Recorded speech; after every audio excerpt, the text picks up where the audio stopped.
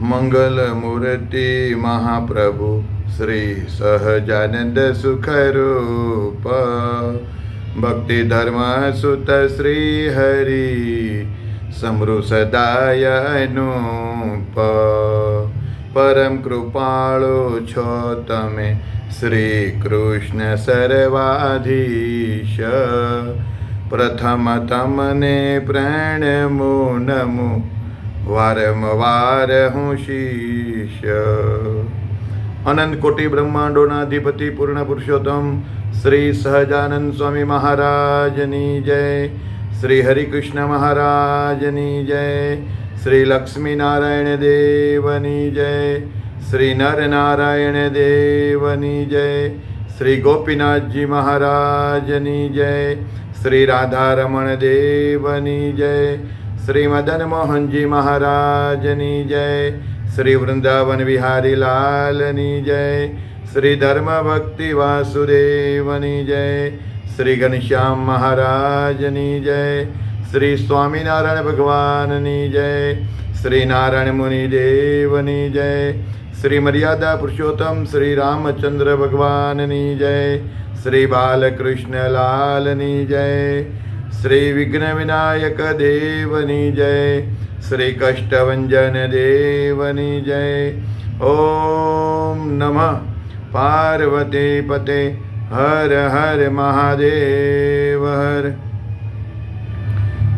અખિલ બ્રહ્માંડ દક્ષિણ વિભાગ શ્રી લક્ષ્મીનારાયણ દેવ હરિકૃષ્ણ મહારાજની ગાદીને શોભાવતા પરમ પૂજ્ય ધર્મ ધુરંધર 1008 વિદ્યમાન આચાર્ય સનાતનાચાર્ય મહાસમર્થાચાર્ય ગુરુ શ્રી અજેન્દ્ર પ્રસાદજી મહારાજની જય.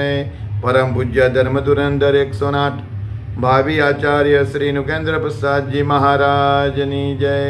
સમગ્ર ધર્મકુળ ભક્તિકુળ ભગવાનના વાલા સર્વે મુક્તો સર્વે સંતો ભક્તોના ચરણોમાં કોટી કોટી સાષ્ટાંગ દંડવટ વંદન પ્રણામ સાથે સૌ સંતો ભક્તોને જય શ્રી સ્વામિનારાયણ. શ્રી સ્વામિનારાયણ ભગવાનના લીલા ચરિત્રથી સભર શ્રી હરિચરિતામૃત સાગર ભગવાનની અનેક લીલા અને આજ્ઞા. પૂર પહેલું તરંગ 55. શ્રી હરિએ પ્રેમવતી માતાને 4 વર્ણના સામાન્ય અને વિશેષ ધર્મ કહ્યા. હવે શ્રી હરિ પ્રેમવતી માતાની આગળ ધર્મ જ્ઞાન અને વૈરાગ્ય અને અંગે સહિત ભક્તિની વાત તેના લક્ષણે સહિત હેતથી કહે છે. શ્રી મુક્તાનંદ સ્વામી ઉત્તમ રાજાની દાદા ખાચરની આગળ તે ધર્માદિકના લક્ષણો અલગ અલગ રીતે વિભાગ કરીને સમજાવીને પ્રેમથી કહે છે. ભક્તિના તે 3 અંગોને મધ્યે પ્રથમ ધર્મ છે. તેનો પ્રતાપ ઘણો મહાન છે. તે ધર્મને લીધે જ બ્રહ્મા આદિક ઈશ્વરો સ્વર્ગલોક મૃત્યુલોક અને પાતાળલોક એ 3 લોકનું ધારણ પોષણ પાલન કરી રહ્યા છે. એટલે ધર્મ આવો મહત્વપૂર્ણ છે. બધા જ મનુષ્યો બ્રહ્મા આદિક દેવતાઓ અને મોટા મોટા જે ઈશ્વરો તે સૌએ નિરંતર શુદ્ધ ધર્મનું પાલન કરવું જોઈએ. કેમ જે ધર્મ અતિશય આચરણ કરવા યોગ્ય છે એવું જ ધર્મનું દેવો ઈશ્વરો વગેરે સમર્થન કરનારા છે. ધર્મની નિયમ પાલનથી મોટાઈ કહી છે. જો કોઈ ઉતરતા કુળનો મનુષ્ય ધર્મ પ્રમાણે આચરણ કરે તો તે બ્રહ્મા આદિક દેવતાઓએ પણ પૂજવાને યોગ્ય થાય છે. તેમજ વારંવાર પ્રશંસા કરવાને યોગ્ય થાય છે. બ્રહ્મા આદિક જેટલા ઈશ્વરો છે દેવતાઓ છે તે અત્યંત સમર્થ ગણાય છે. છતાં પણ તેઓ ક્યારેક જો ધર્મથી પડી જાય છે તો તેઓ મોટા કહેવાતા હોય તો પણ અલ્પ એવા સર્વે મનુષ્યો માટે તે બ્રહ્મા આદિક દેવો નિંદા કરવાને યોગ્ય બની જાય છે. માટે ધર્મને લીધે જ મોટાઈ છે. આવી ધર્મની રીત અને તેનું ગૌરવ છે. તેને સમજી વિચારીને જેટલા ધર્મદેવના આશ્રિત છે તે બધા જ ધર્મનું નિરંતર પાલન કરે છે. હે માતા, જે ધર્મ કહેવાય છે તે વર્ણ ધર્મ અને આશ્રમ ધર્મ આવા 2 વિભાગે કરીને અલગ અલગ બતાવ્યો છે. અને તેને સ્તુતિઓ અને સ્મૃતિઓ પ્રમાણિત કર્યો છે. સત્પુરુષો જેટલા આચરણને પ્રમાણભૂત કરે તેટલા આચરણ પ્રમાણે વર્તવું તે ધર્મ છે. બ્રાહ્મણ, ક્ષત્રિય, વૈશ્ય અને શૂદ્ર એ 4 વર્ણ કહેવાય છે. તાત્વિક દ્રષ્ટિએ તપાસીને જોઈએ તો બ્રહ્મચારી, ગ્રસ્ત, વાનપ્રસ્થ અને સંન્યાસ એ 4 આશ્રમ કહેવાય છે. એ 4 વર્ણ અને 4 આશ્રમના ધર્મ સામાન્ય ધર્મ અને વિશેષ ધર્મ એમ 2 પ્રકારના કહ્યા છે. તે સામાન્ય કહેતા ત્યાગી, ગ્રહસ્થ, સૌને પાળવાના ધર્મ અને વિશેષ કહેતા જે તે વર્ણ કે આશ્રમને અનુરૂપ એમ જે 2 પ્રકારના ધર્મ કહ્યા છે તેને હું આપની આગળ સંક્ષેપથી કહું છું. તો હે માતા, આપ તેને સાંભળો. જાણી જોઈને કોઈ પણ રીતે પ્રાણી માત્રની હિંસા ક્યારેય કરવી નહીં. પોતાનો અને પારકો ક્યારેય દ્રોહ થાય નહીં એવું ધ્યાન રાખવું. પોતાનું અને પારકું ભૂંડું કહેતા અહિત થાય આવું સત્ય વચન પણ મન, કર્મ અને વચને ક્યારેય પણ બોલવું નહીં. ક્યારેય કોઈની પણ ચોરી કરવી નહીં. કામ, ક્રોધ અને લોભ આદિક દોષોને જીતવા. દારૂ, મધ કહેતા દારૂ અને માંસને ખાવા નહીં અને પીવા નહીં. અને પુરુષે પરસ્ત્રીના સંગથી ડરવું. કાયમને માટે પરસ્ત્રીના સંગથી ડરવું. અર્થાત પરસ્ત્રી સંગ ક્યારેય કરવો નહીં. અને સ્ત્રીઓએ પણ રાત દિવસ પરપુરુષના સંગનો ત્યાગ કરવો જ. જેટલા વ્યસન કહેવાય છે તે બધાનો સાવધાન થઈને ત્યાગ કરી દેવો. પોતાની જાતિ અને પારકી જાતિમાં જેનાથી વટાળ થાય, વટલાવાય જવાય આવું જે આચરણ તેને પાપરૂપ તથા દુઃખદાયક જાણીને તજી દેવું, છોડી દેવું. સર્વજનોએ સાધુ પુરુષની કાયમને માટે સેવા કરવી. પણ કયા સાધુ? સાચા સંત તથા ભગવાનની ભક્તિ કરવી. આવી રીતે જે અહિંસા આદિકને કહ્યા તેને શુભ ધર્મ કહેવાય છે. આ રીતે 4 વર્ણ અને 4 આશ્રમના જે મનુષ્યો તે સૌને માટે એક સરખા જે પાળવાના છે તેને સાધારણ ધર્મ કહેવાય છે. હવે 4 વર્ણના જે વિશેષ ધર્મ છે તેને કહું છું. તેમાં પ્રથમ બ્રાહ્મણના જે વિશેષ ધર્મ છે તેને કહું છું. બ્રાહ્મણે શમ એટલે કે અંતઃકરણને વંશ રાખવું અને દમ એટલે બાહ્ય ઇન્દ્રિયોને નિયમમાં રાખવી. અર્થાત શમ તથા દમાદિક નિયમથી યુક્ત રહેવું. તે સિવાય તપ, જ્ઞાન, દયા, શ્રદ્ધા અને ક્ષમા આદિક જે ગુણ તે બ્રાહ્મણના સ્વાભાવિક વિશેષ ધર્મ કયા છે. શૌર્ય, વીર્ય, ધૈર્ય, બળ, ઉદારતા અને સાધુ તથા બ્રાહ્મણની હંમેશા રક્ષા કરવી ઇત્યાદિક જે ગુણ તે ક્ષત્રિયના સ્વાભાવિક વિશેષ ધર્મ કયા છે. જે ક્ષત્રિયોનું પ્રિય હિત કરનારા છે. ખેતી, વેપાર, ગૌપાલન અને વ્યાજ વટાવ વગેરે ઉદ્યમને નિરંતર સાવધાનીપૂર્વક ભાવથી કરવો. સારી રીતે તે વૃત્તિ કહેતા કામ ધંધો કરીને અન્ન અને ધન આદિકને સંપાદન કરવું અને તેમાંથી યથાશક્તિ દાન આપતા રહેવું અને સર્વનું પોષણ કરતા રહેવું. વૈશ્ય જાતિના આ બધા જ સ્વાભાવિક ધર્મ સંક્ષેપથી કયા છે. બ્રાહ્મણ, ક્ષત્રિય અને વૈશ્ય આ 3 વર્ણની હંમેશા સેવા કરવી તે શુદ્ર જાતિના સ્વાભાવિક ધર્મ છે. ઉપર કહેલા 4 વર્ણના મનુષ્યોથી ઉતરતા મનુષ્ય હોય તેમણે પોતાના કુળને અનુસારે માનેલા ધર્મને વિચારીને પાળવા. હિંસા, ચોરી અને વ્યભિચાર આદિક જે નઠારા પાપમય કર્મ છે તેને કાયમને માટે તજી દેવા તે ધર્મ કહેવાય છે. આવા સૌના ધર્મ છે. હવે જે ઉત્તમ 4 વર્ણ કયા તેની આજીવિકા કહે છે. યજમાનને યજ્ઞ કરાવવો, ભણાવવું અને દાન લેવું આટલી બ્રાહ્મણની નિર્દોષ આજીવિકા છે.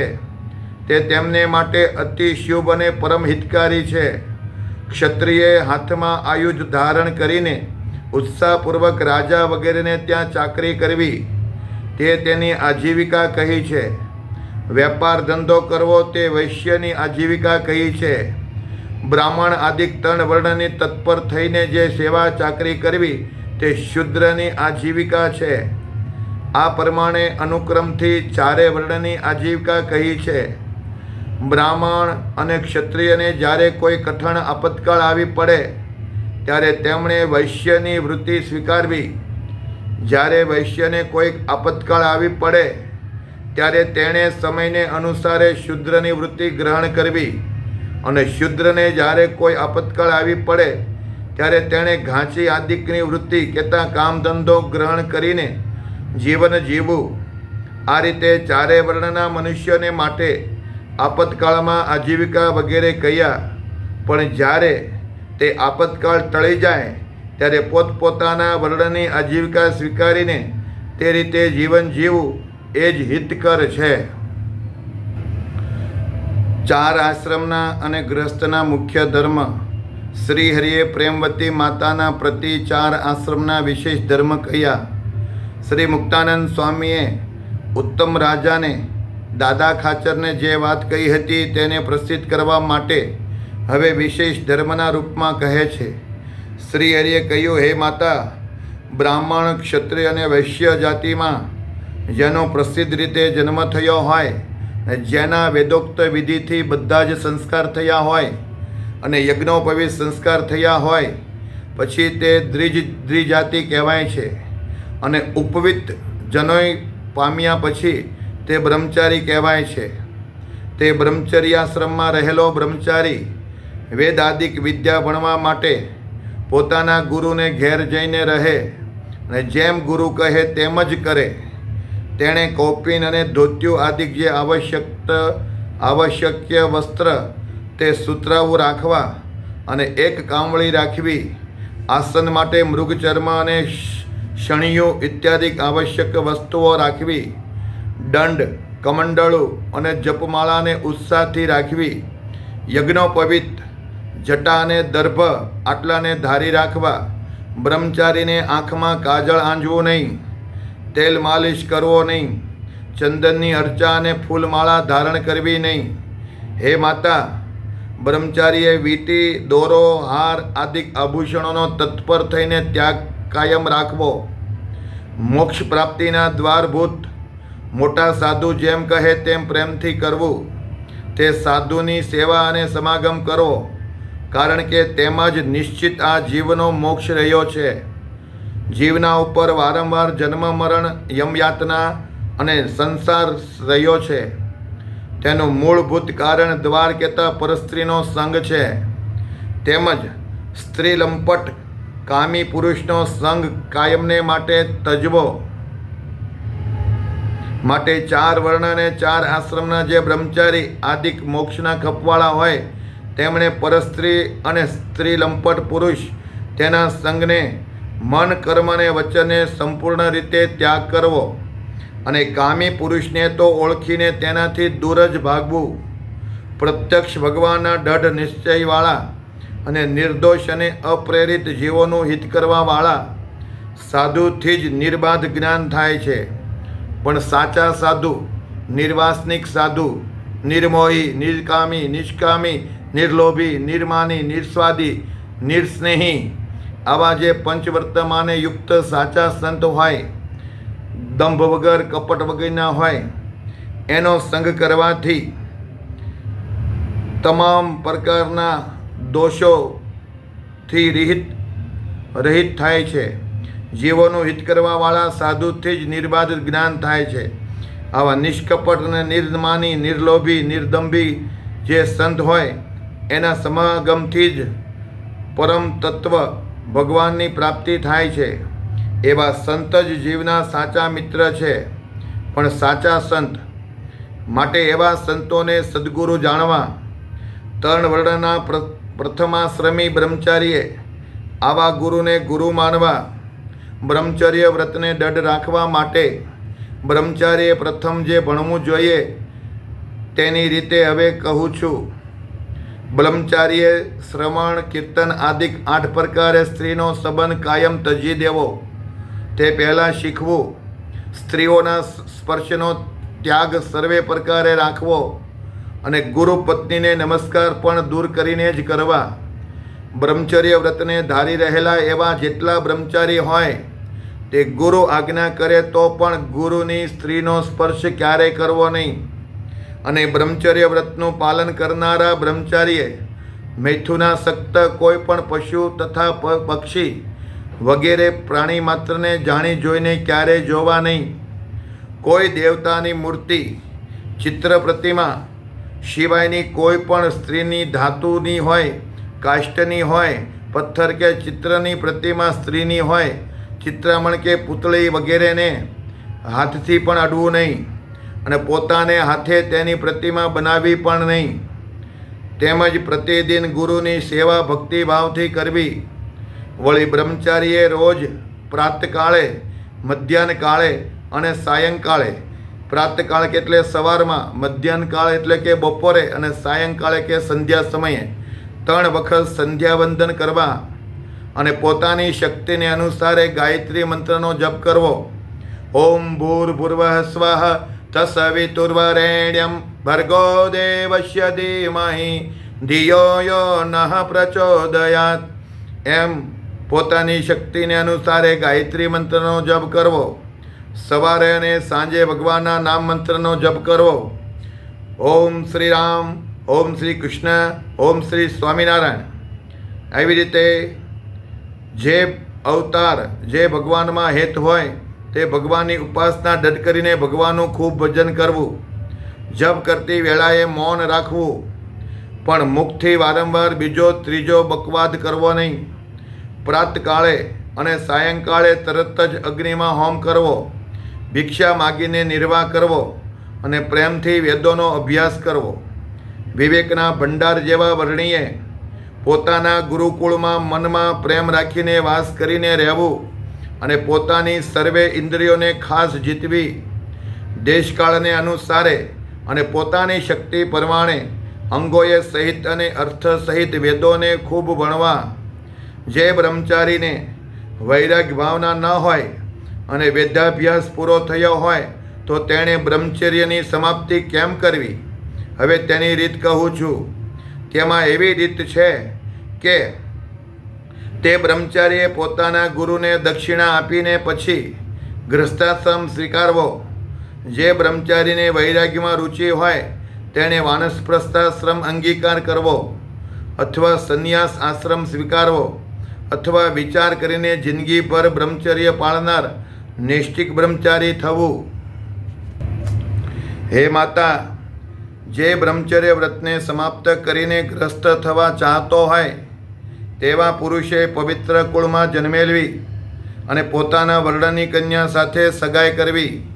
જેમ કે બ્રાહ્મણે બ્રાહ્મણી સાથે, ક્ષત્રિય ક્ષત્રાણીય સાથે અને વૈશ્ય વૈશ્યની કન્યા સાથે સંબંધ કરવો. પોતાના કરતાં જે કન્યા ઉંમરમાં નાની હોય, જે સર્વે પ્રકારે અનિંદિત હોય, ક્યારે નિંદિતને પ્રાપ્ત ન થઈ હોય એવી અનિંદિત હોય અને જેમાં પવિત્ર ધર્મ રહ્યો હોય, આવી કન્યાનું પાણી ગ્રહણ કરવું, યથાર્થ તેની સાથે વિવાહ કરવો. પછી ગૃહસ્થાશ્રમમાં રહેવું અને ન્યાય નીતિથી ધન સંપાદન કરવું. સ્નાન, 3 વાર સંધ્યાવંદન, હોમ, પિતૃતર્પણ, ગાયત્રી મંત્રનો જપ, શ્રી વિષ્ણુ ભગવાનની પૂજા, વેદનો પાઠ કહેતા સ્વાધ્યાય અને વૈષ્ણવ દેવ આટલાને પોતાની શક્તિને અનુસારે પ્રતિદિન કરવા. જ્યારે કોઈ આપતકાળ આવે ત્યારે તે કર્મ તેની રીત પ્રમાણે કરવા. આપતકાળની સ્થિતિમાં મધ્યાહને કરવાની સંધ્યા પ્રાતકાળમાં તત્પર થઈને કરવી. પ્રાતકાળની સંધ્યાને મધ્યાહને કરવી અને સાયંકાળની સંધ્યાને મોડી રાતે કરવી. પણ ક્યારે? આપતકાળ હોય ત્યારે. સંધ્યાવંદન, ગાયત્રીનો જપ અને વિષ્ણુની પૂજા આટલા કર્મને બ્રાહ્મણે અવશ્ય કરવા જ. ગ્રસ્ત બ્રાહ્મણ 4 વેદને ભણ્યો હોય પણ જો સંધ્યાવંદનાદિ કર્મ ન કરતો હોય તો તેને શૂદ્રના સમાન ગણવો. તેમાં કોઈ સંદેહ નથી. વિપ્રે, બ્રાહ્મણ કહેતા બ્રાહ્મણે સ્નાન કર્યા પછી ધોયા વિનાના સૂત્રાવ વસ્ત્રને અડવું નહીં. તેમજ સ્નાન કર્યા વિનાના મનુષ્યને પણ અડવું નહીં, કારણ કે સ્નાન કર્યા વિનાનો પુરુષ અપવિત્ર કહેવાય છે. સુતરાઉ વસ્ત્ર જે ધોયેલા હોય તેને અડવું, પણ વગર ધોયેલાને ક્યારેય અડવું નહીં. આવી બધી બ્રાહ્મણોની રીત છે. બ્રાહ્મણ, ક્ષત્રિય અને વૈશ્ય જે દ્વિજ કહેવાય છે તે 3 વર્ણના ગ્રસ્તોએ વિવાહને સમયે અથવા પિતાની મિલકતની ભાઈઓમાં વહેંચણી કરવામાં આવે ત્યારે યજ્ઞ થઈ શકે. ધન ધાન્યાદિક શક્તિનો સંભવ હોય તો નિત્ય હોમ કરવા માટે અગ્નિને સ્વીકારવો.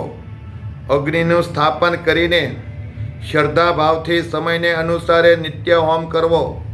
વળી પોતાના પોષ્ય વર્ગ કહેતા માતા, પિતા, ગુરુ અને પુત્રાદિકનું અન્ન, વસ્ત્ર આદિકે કરીને પોતાની શક્તિ પ્રમાણે ઉદાર ભાવથી પોષણ કરવું.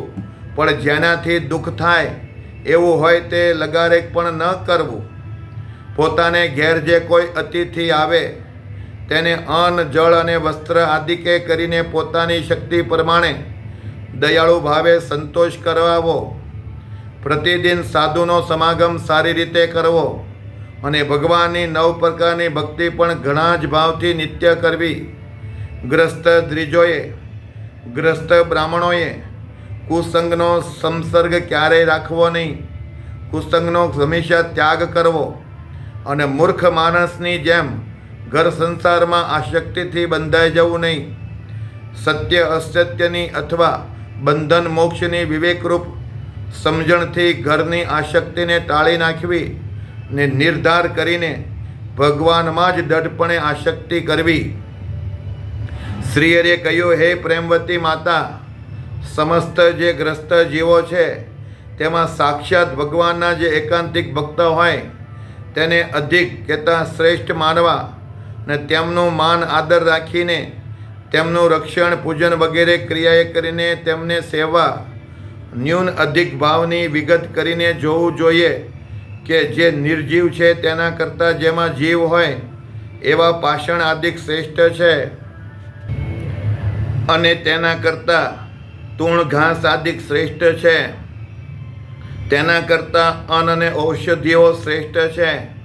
તેના કરતાં વેલ લતાઓ શ્રેષ્ઠ છે અને તેનાથી આંબો ઇત્યાદિક ફળઝાડ ઉત્તમ છે. તેના કરતાં પણ દેવવૃક્ષ કહેતા પીપળો અને પારિજાત વગેરે સ્થાવર જાતિના જે વૃક્ષ છે તે ઉત્તમ છે. શાસ્ત્રોમાં આ બધી સ્થાવર જાતિમાં એક એકથી બીજાની વિશેષતા બતાવી છે. હવે જે જંગમ જાતિના જીવ છે તેમાં પણ એક એકથી અધિકતા વિશેષપણું દેખાડે છે. જંગમ કહેતા ફરતા જીવ. હે માતા, કીડી આદિક જંતુથી પતંગિયા આદિક શ્રેષ્ઠ છે અને તેના કરતાં તીડ આદિક અધિક છે અને તેનાથી ભમરા આદિક ઉત્તમ છે અને તેનાથી ચકવા આદિક અધિક ગણાય છે. ચકલા અને તેનાથી સસલું આદિક જીવ અધિક શ્રેષ્ઠ ગણાય છે. સસલાથી બકરા આદિક શ્રેષ્ઠ કહેવાય છે અને તેનાથી ગાય વગેરે જે જીવ છે તે શ્રેષ્ઠ કહેવાય છે. તે ગાય આદિ પશુ કરતાં મનુષ્ય શરીરવાળા જીવ અપાર ઉત્તમ છે. મનુષ્યમાં પણ બ્રાહ્મણ, ક્ષત્રિય, વૈશ્ય અને શૂદ્ર એ 4 વર્ણ ઉત્તમ છે. મનુષ્યને શ્રેષ્ઠ કહ્યા તેમાં શાસ્ત્રની આજ્ઞા પ્રમાણે રહેનારા 4 વર્ણોમાં બ્રાહ્મણ શ્રેષ્ઠ છે. બ્રાહ્મણોમાં પણ સ્વધર્મનિષ્ઠ બ્રાહ્મણ પોતાના ધર્મને ધરી રહ્યો હોવાથી ઉત્તમ છે અને તેવા સ્વધર્મનિષ્ઠ બ્રાહ્મણોની મધ્યે પણ જે આત્મજ્ઞાની વિપ્ર કહેતા બ્રાહ્મણ છે તેને શાસ્ત્રની રીત પ્રમાણે અધિક શ્રેષ્ઠ કહ્યા છે. આત્મનિષ્ઠાઓમાં, આત્મજ્ઞાનીઓમાં પણ ભગવાનનો જે એકાંતિક ભક્ત હોય તે સૌથી અધિક શ્રેષ્ઠ છે અને તે એકાંતિક ભક્તોમાં પણ સ્વધર્મ, જ્ઞાન અને વૈરાગ્યયુક્ત ભગવાનના મહાત્મ જ્ઞાને સહિતની ભક્તિ નિષ્ઠાવાળો હોય અને જેમાં દંભ કે કપટ બિલકુલ ન હોય તેના સમાન અન્ય કોઈ શ્રેષ્ઠ નથી. અર્થાત તે સર્વથી સર્વશ્રેષ્ઠ છે. જેનામાં દંભ અને કપટ ન હોય, નિર્માની હોય, ભગવાનનું નિત્ય વહેલા જાગીને બ્રહ્મ મુહૂર્તમાં કે સૂર્યોદય પહેલાં જાગીને ભગવાનની માનસી પૂજા, સ્નાનાદિક માનસી પૂજા કરીને, પ્રત્યક્ષ પૂજા કરીને દેવ મંદિરે જતા હોય, ગુરુ કહેતા આચાર્ય મહારાજ અને બ્રહ્મનિષ્ઠ સંતો, સાચા સંતોની સેવા કરતા હોય, ભક્તોને રાજી કરતા હોય, ભક્તોની સેવા કરતા હોય, નિયમ ધર્મ પ્રમાણે રહેતા હોય, તે ભક્ત સર્વથી શ્રેષ્ઠ છે. દંભ રહિત એકાંતિકતા મેં ભક્ત જો રહા એવું યામે. શ્રી હરિ નિરંતર રહે તેહા યામે નાહી રંચ સંદેહા. નિર્બંધ એવા જે ભગવાનના એકાંતિક ભક્ત હોય તેમાં ભગવાન શ્રી હરિ અખંડ રહ્યા છે. હું કીધું, જેનામાં દંભ નથી, જેનામાં કપટ નથી, જેનામાં માન નથી, જેનામાં કામ ક્રોધ ને લોભ નથી, એવા જે ભગવાનના એકાંતિક ભક્ત હોય તેમાં ભગવાન શ્રી હરિ અખંડ રહ્યા છે. તેમાં કોઈ રંચ માત્ર પણ સંદેહ નથી. એટલા માટે જે એકાંતિક ભક્ત છે તે સર્વશ્રેષ્ઠ છે. તેમાં પણ જેનામાં જેટલો એકાંતિક ધર્મ વધારે દૃઢ હોય તેટલો તે વધારે ઉત્તમ ભક્ત કહેવાય છે. જેને એકાંતિકના ધર્મમાં જેટલી કસર હોય તેટલો તેને તેનાથી ઉતરતો સમજવો. જેમાં જેવો એકાંતિક ધર્મ રહે છે તેમાં તેટલો ભગવાનનો નિવાસ હોય છે. યથાર્થ જે સંપૂર્ણ એકાંતિક ધર્મવાન છે એમાં ભગવાન સંપૂર્ણપણે પ્રગટ રહે છે. હે માતા, આ પ્રમાણે મેં આપની આગળ પ્રેમથી ધર્મયુક્ત જ્ઞાનની વાત કહી છે. એક રતિભાર પણ બાદ ન આવે તે રીતે મેં જ્ઞાન કહ્યું છે. સ્થાવર અને જંગમ જેટલા જીવ છે, સ્થિર અને ફરતા, સ્થાવર એટલે સ્થિર, જંગમ કેટલા ફરતા, એમ સ્થિર અને ફરતા જેટલા જીવ છે તેમાં મેં પ્રથમ ન્યૂન અધિક ભાવ કહ્યો. તે સમજાવ્યા પછી મેં ભગવાનના ભક્તને જ સૌથી શ્રેષ્ઠ કહ્યા છે. તેમાં પણ એકાંતિક ભક્તને સૌથી શ્રેષ્ઠ અને સર્વોપરી રીતે માનવાને યોગ્ય કહ્યા છે. હે માતા, આ સિવાય અધિકતા કે ન્યૂનતાની વાતને હું માનતો નથી. સત્પુરુષ સતપુરુષ અતપુરુષ તિનકો સમાન કરી કે માનત ઇनको. તેહી કરી કે દોષ જો જીતને નિવાસ કર્યા મેં રહત તિતને. સત્પુરુષ અને અસત્પુરુષને જે સમાન દ્રષ્ટિથી એક સરખા માને છે તેમાં તો જેટલા દોષ છે તે બધા જ આવીને નિવાસ કરીને રહે છે. હું કીધું વાલા ભક્તો, સત્પુરુષ અને અસત્પુરુષને જે સમાન દ્રષ્ટિથી એક સરખા માને છે, અમારે તો બધાય સાધુ સરખા, અમારે તો બે આચાર્ય સરખા, અમારે બધાય ભક્તો હરખા, એમ જે સત્પુરુષ અને અસત્પુરુષને જે સમાન દ્રષ્ટિથી એક સરખા માને છે તેમાં તો જેટલા દોષ છે તે બધા જ આવીને નિવાસ કરીને રહે છે. ગ્રસ્ત વગેરે જે સૌ મનુષ્ય છે તે બધા જ સુખની ઈચ્છા રાખે છે. એટલા માટે સત્ય અને અસત્યનો વિવેક શીખવો જોઈએ. તે વિવેકમાં અનેક પ્રકારનું સુખ રહ્યું છે. ભગવાનના ભક્ત જેટલા ગ્રસ્ત છે તે બધાએ ચંદન, પુષ્પના હાર, ઘરેણાં, વસ્ત્ર અને અન્ન આદિ જે ભોગ્ય પદાર્થ છે તેને ભક્તિભાવથી ભગવાનને અર્પણ કરવા અને તે પછી પ્રસાદી રૂપ જે તે પદાર્થ તેને પોતાને માટે વાપરવા.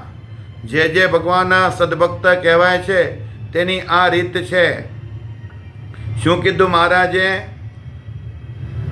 ભગવાનના જેટલા ગ્રસ્ત ભક્ત છે તે બધાએ ચંદન, પુષ્પના હાર, ઘરેણાં, વસ્ત્ર, નવા વસ્ત્ર લાવી તે પણ ભગવાનને સ્પર્શ કરીને ધારવા.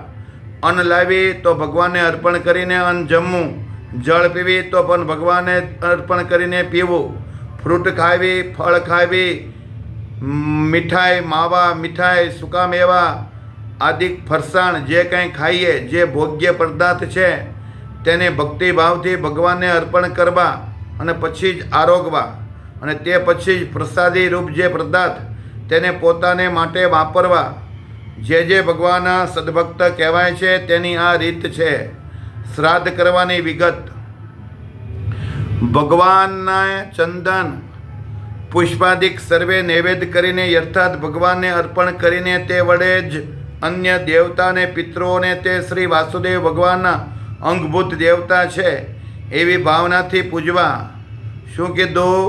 ભગવાનને ચંદન પુષ્પાદિક સર્વે નૈવેદ્ય કરીને અર્થાત ભગવાનને અર્પણ કરીને તે વડે જ અન્ય દેવતાને ભગવાનને ધરાવ્યા પછી અન્ય દેવતાઓને ધરાવીને અને પિતૃઓને અને વાસુદેવ ભગવાનના અંગભૂત દેવતા છે એવી ભાવનાથી જ પૂજવા.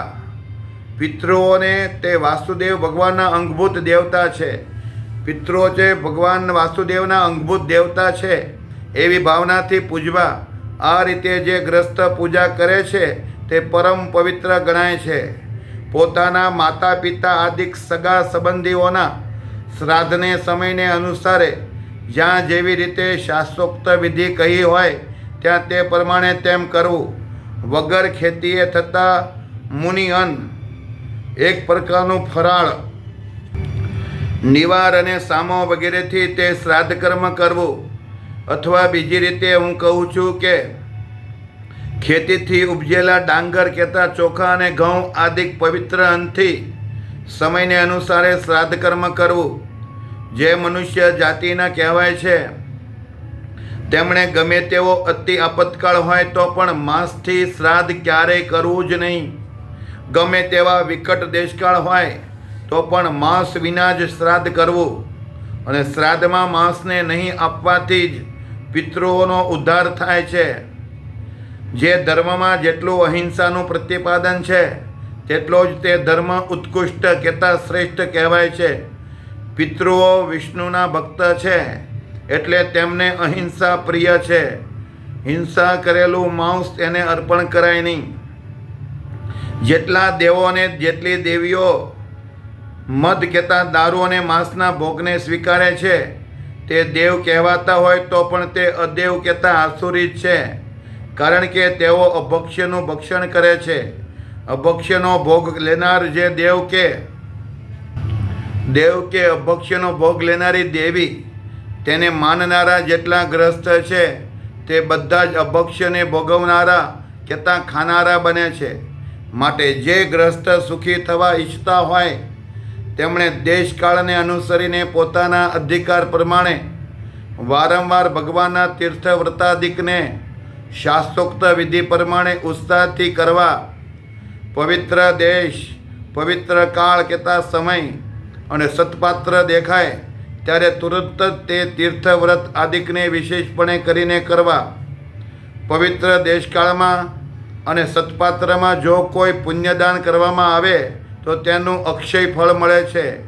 સત્પાત્ર વગર જે પુણ્યદાન કરવામાં આવે તો તેનું ફળ સામાન્ય મળે છે અને કુપાત્રમાં આપેલું પુણ્યદાન નિષ્ફળ જાય છે અને પાપ લાગે છે.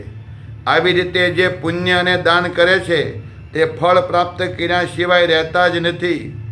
ઇતિ શ્રી સહજાનંદ સ્વામી શિષ્ય સિદ્ધાનંદ મુનિ વિરચિતા શ્રી હરિચરિતામૃત સાગરના પ્રથમ પૂરમાં 4 આશ્રમના અને ગ્રસ્તના મુખ્ય ધર્મ કયા એ નામે 55 અને 56મો તરંગ સમાપ્ત. સહજાનંદ સ્વામી મહારાજની જય. ગોપીનાથજી મહારાજની જય. લક્ષ્મીનારાયણ દેવની જય. પરમ પૂજ્ય ધર્મ ધુરંધર 1008 શ્રી અજેન્દ્ર પ્રસાદજી મહારાજની જય.